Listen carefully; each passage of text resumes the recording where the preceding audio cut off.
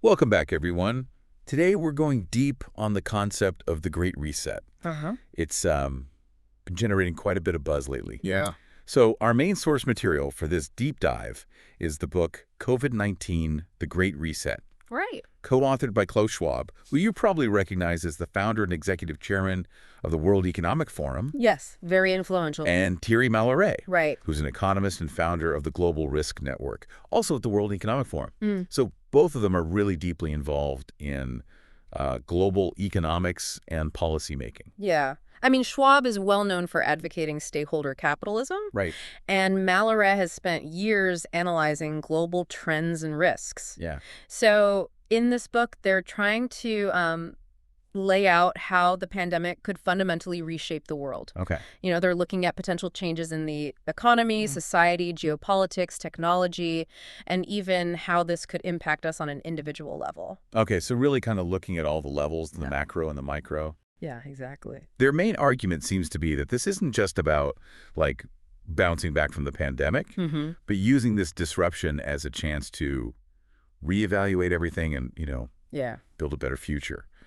So they talk about these three major forces that are shaping the world: interdependence, velocity, and complexity. Right. So can you kind of unpack those for us? Sure. So they argue that interdependence has created this really tightly interconnected world, driven by globalization and all these technological advancements. Yeah. And they use this really interesting analogy from Kishore Mahbubani. Okay. He's a Singaporean academic and former diplomat. He compares the world to a big boat with all of humanity on board. Okay, that's a pretty vivid image. Yeah. So he says, imagine if this boat was infected with a virus. It wouldn't make much sense to just clean our own cabins. Right. We have to address the problem collectively. We're all in the same boat, so to speak. Exactly. And that's kind of the level of interdependence we're dealing with on a global scale. Okay, so we're all in this together, for better or for worse. Right. And you mentioned velocity. So this interdependence is happening at an increasingly faster pace. Right. The internet is a big factor here. It's not just the speed of information, but also, the rapid advancements in technology. Yeah. And even just the increasing scarcity of time in wealthier societies. Yeah, it seems like everything is moving faster and faster these days. Exactly. And that makes it even harder to predict what's going to happen next, which is where complexity comes in. Yeah. They talk about the pandemic itself as a prime example of a complex adaptive system. It's influenced by all these different factors, from biological and psychological to economic, social, and political. It's all intertwined in these really intricate ways. Right. Think about how difficult it's been to accurately model the pandemic spread. Yeah. Or even just to develop effective responses. It really requires, collaboration across all sorts of fields and the willingness to constantly adapt strategies as things evolve. Yeah, that's a lot to wrap your head around. It is. Now let's shift gears and talk about the economic side of this great reset. Okay. Schwab and Malleret, they emphasize that pandemics throughout history have often led to really big changes in labor dynamics and social structures. Right. They actually draw a parallel with the Black Death, Yeah, that's interesting. which, was obviously devastating. Of course. But it ultimately ended up empowering laborers in the long run. How so? Well, because after the plague, there was this huge scarcity of workers, Right. which led to demands for higher wages and better working conditions. Interesting. So they're suggesting that COVID-19 could have a similar impact. Yeah, they argue that it's likely to have some parallels, but with this added layer of complexity from automation. Right, because now technology is playing a much bigger role. Exactly. So it's not clear if this crisis will ultimately benefit workers in the same way. Yeah, that makes sense. Technological unemployment is a real concern. Definitely. And then they also bring up the challenges of what they call the 80% economy. Basically, they're talking about the reduced capacity of the service sector, due to social distancing, increased transaction costs, and just ongoing uncertainty. Yeah, I can see that. Think about how it's affected things in your own community. Right. Like restaurants operating at reduced capacity, Yeah. fewer people traveling and spending money on entertainment. Uh-huh. All those knock-on effects are significant. They are. And Schwab and Malleret, they warn about a potential collapse in demand Right. and capital flight as people lose income and confidence in the future. It's a domino effect. Exactly.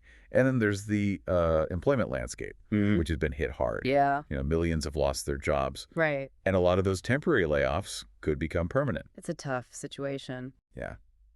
And Schwab and Malleret, they argue that we need to look beyond GDP as the sole measure of progress. Okay.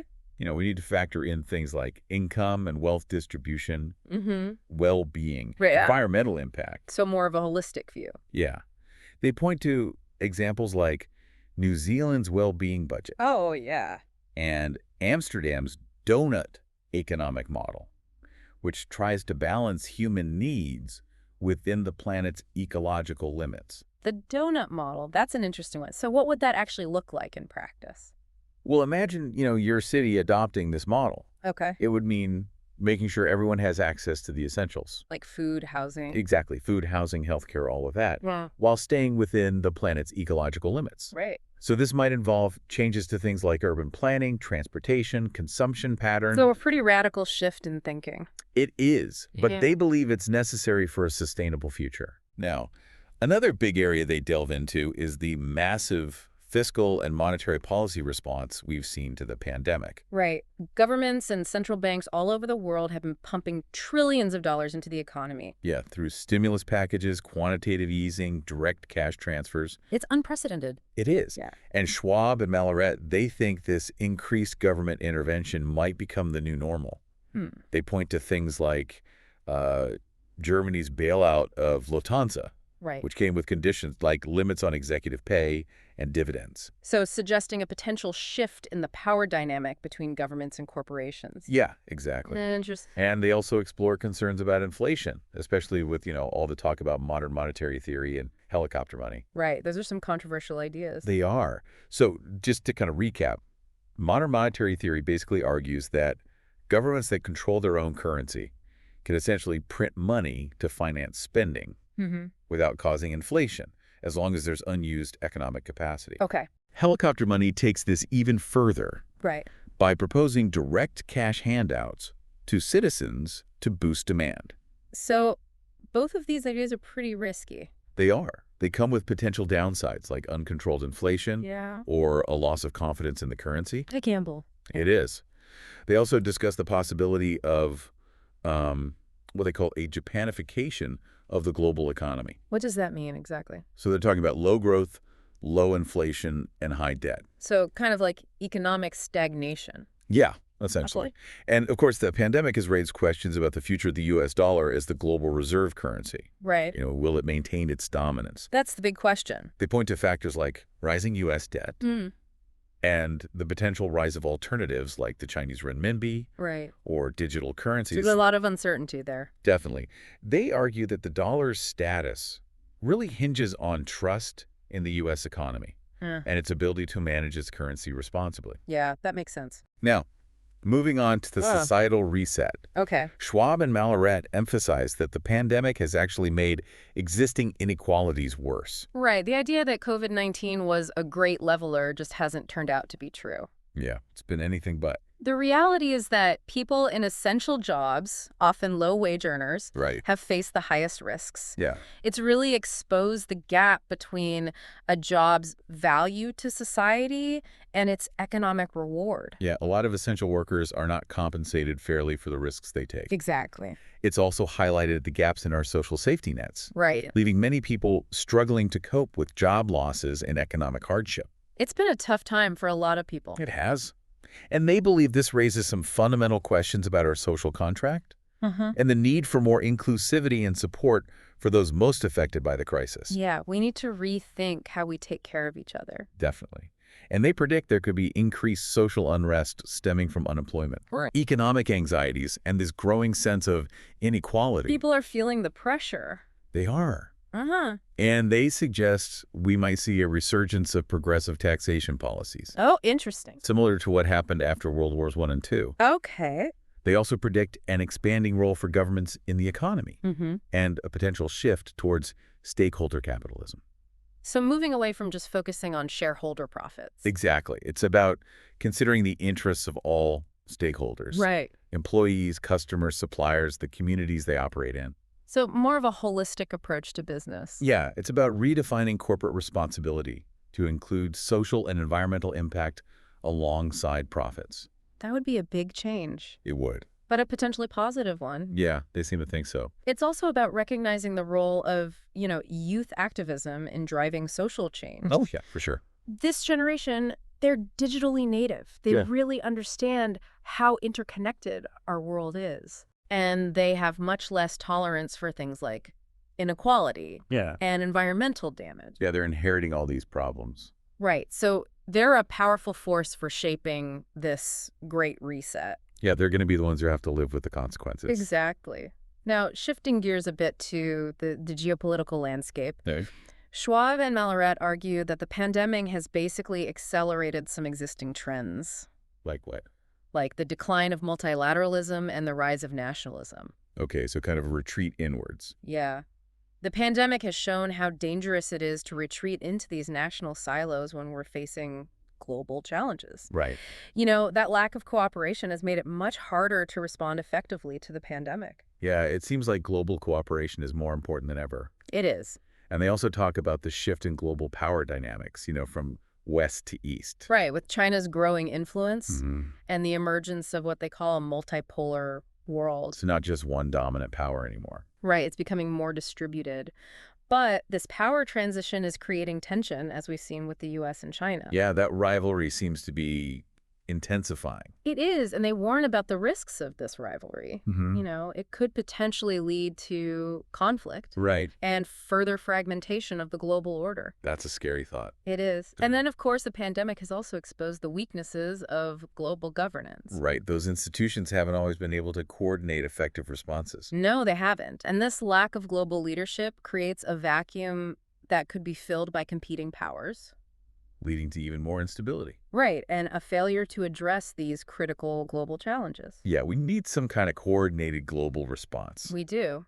And they also talk about deglobalization. Okay, so kind of the opposite of globalization. Exactly. It's a potential reversal of those trends. So what would that look like? It could involve things like bringing supply chains back home. Right, reshoring. And a greater emphasis on regionalization. It's driven by concerns about those supply chain vulnerabilities that were exposed by the pandemic. Yeah, we saw those shortages and disruptions firsthand. Right. And there are also political pressures to prioritize domestic production and reduce reliance on foreign suppliers. So kind of retreat from globalization. In a way, yes. And they also highlight the really devastating impact of the pandemic on fragile and failing states. Right, those countries are already facing so many challenges. They are, and they often lack the resources and infrastructure to cope with the health and economic consequences of a pandemic. Yeah, it just makes everything worse. It does. It makes them more susceptible to things like social unrest and humanitarian crises. It's a vicious cycle. It is. The pandemic has really exacerbated existing problems like poverty, conflict, and instability in those regions. Yeah, it's a really complex situation. Now let's talk about the environmental aspects of the Great Reset. Okay. Schwab and Malleret really stress the connection between environmental degradation and the rise of zoonotic diseases. Right, like COVID-19. Yeah. They point out that things like deforestation and disruption of ecosystems increase the likelihood of human-animal interaction. Okay. And that creates opportunities for viruses to jump from animals to humans. So we're creating the conditions for these pandemics to emerge. In a way, yes. And they emphasize the importance of biodiversity preservation, not just for the sake of the environment, but also for protecting human health. Still connected. It is. They also discuss the impact of air pollution on pandemic risk. They cite research that links poor air quality to higher COVID-19 mortality rates. So that's another environmental factor that can make pandemics worse. Right, but on a more positive note, they do point out that the lockdowns had some environmental benefits. Oh, yeah, like what? Things like reduced emissions, improved air quality in some areas. Right, so we saw that there could be some positive impacts. Yeah, it showed that a more sustainable recovery is possible. They argue that we need to make some systemic changes to reduce our environmental footprint. Right. And create a more resilient relationship with the planet. Okay, so the lockdowns were kind of like an unintentional experiment in sustainability. Yeah, in a way. Now let's talk about the technological reset. Go. Schwab and Malleret acknowledge that the pandemic has accelerated digital transformation across a lot of industries. Right. Everything's moving online. Exactly. But this has both positive and negative aspects. Okay. On the one hand, it opens up new ways of working, Mm-hmm. learning, interacting. Right. It's created a lot of new opportunities. It has. But on the other hand, there are concerns about job displacement due to automation. Right. Technology is replacing some jobs. Yeah.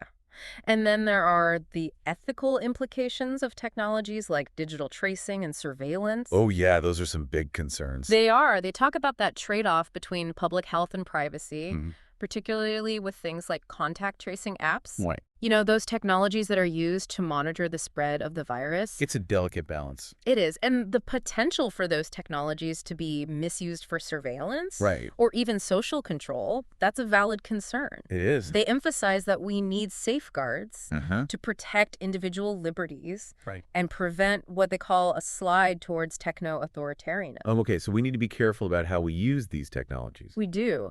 Now let's shift our focus to the individual reset. Okay.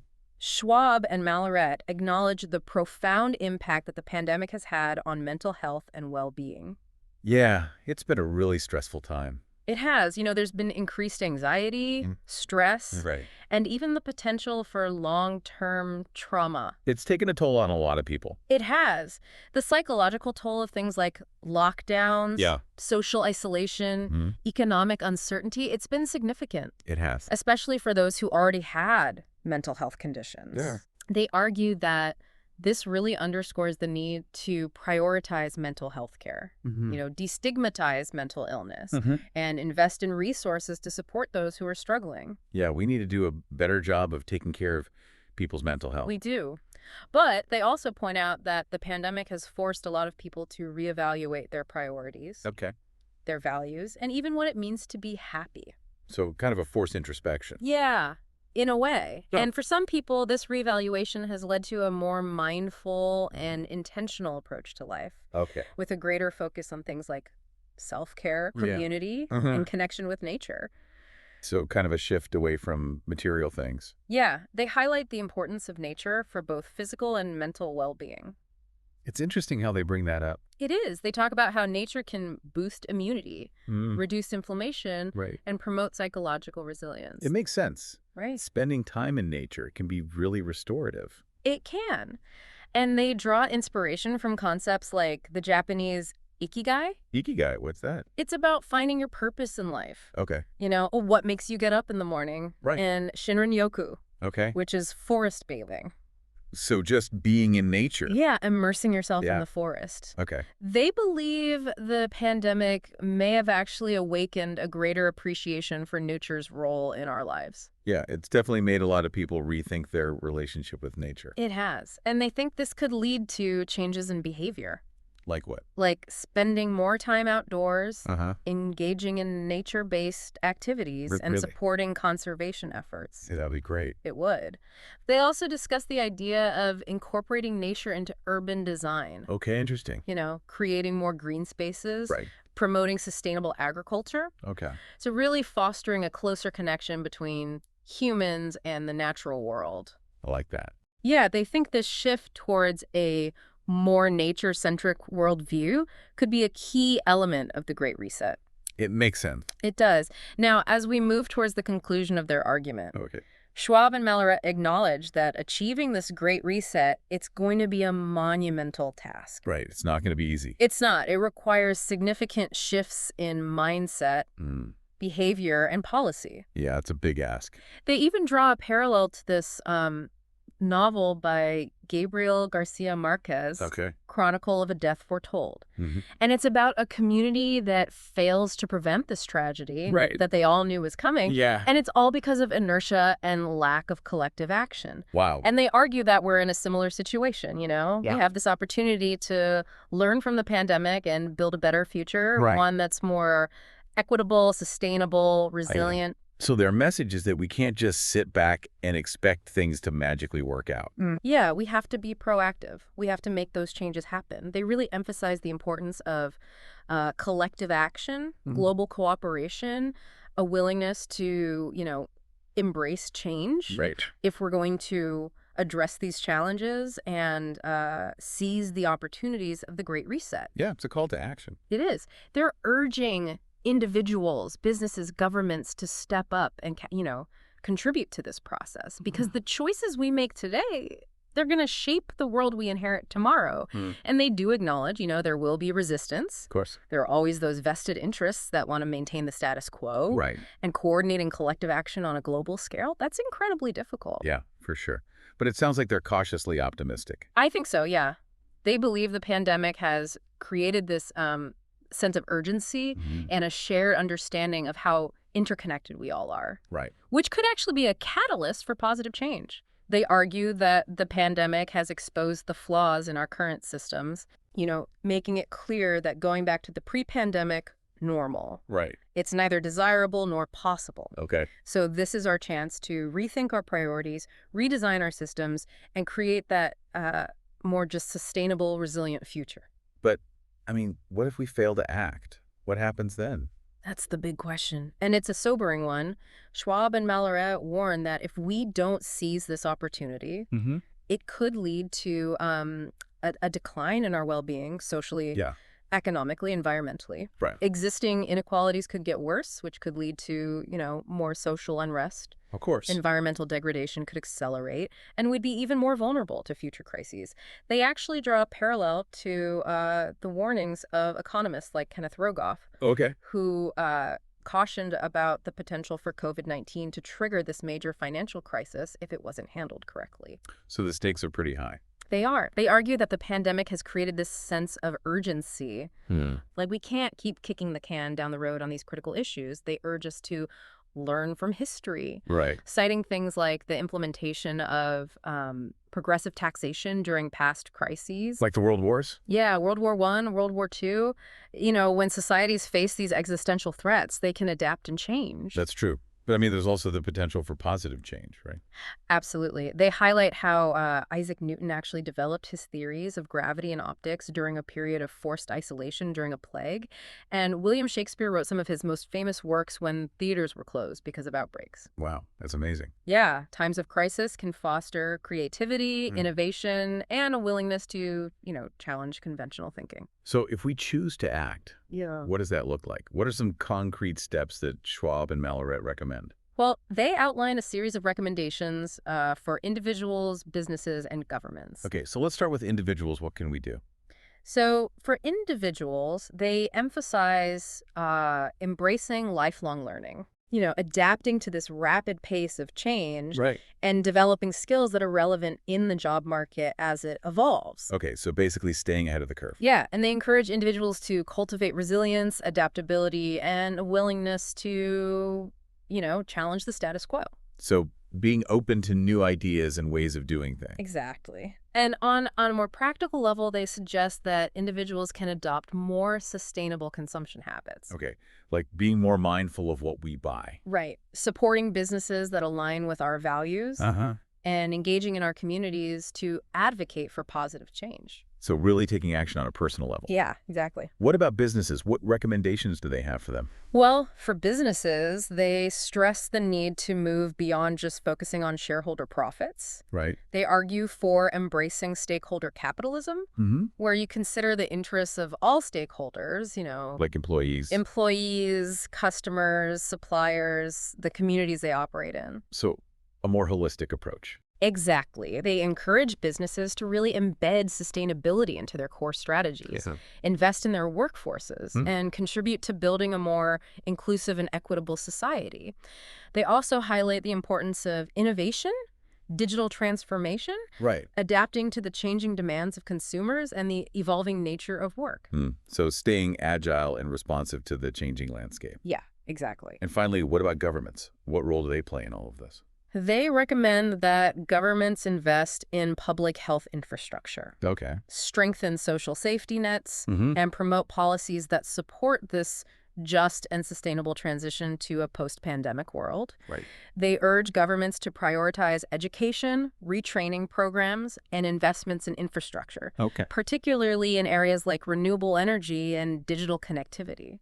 So really laying the foundation for a more sustainable future. Yeah. And of course, they emphasize the importance of global cooperation, multilateralism, and a commitment to addressing those shared challenges like climate change and inequality. Yeah, those are big ones. Yeah. So they're basically painting a picture of a very different world. They are. And they acknowledge that, implementing these changes, it's going to be complex and challenging. Of course. They anticipate resistance, and they acknowledge the difficulty of getting everyone on board globally. Right. It's not going to be easy. It's not. They even admit that their perspective has limitations. Okay. And that their recommendations might not work everywhere. Right. Every situation is different. It is. But they really believe that this pandemic has created this moment of reckoning. Okay. We've become more aware of our vulnerabilities, our interconnectedness, Right.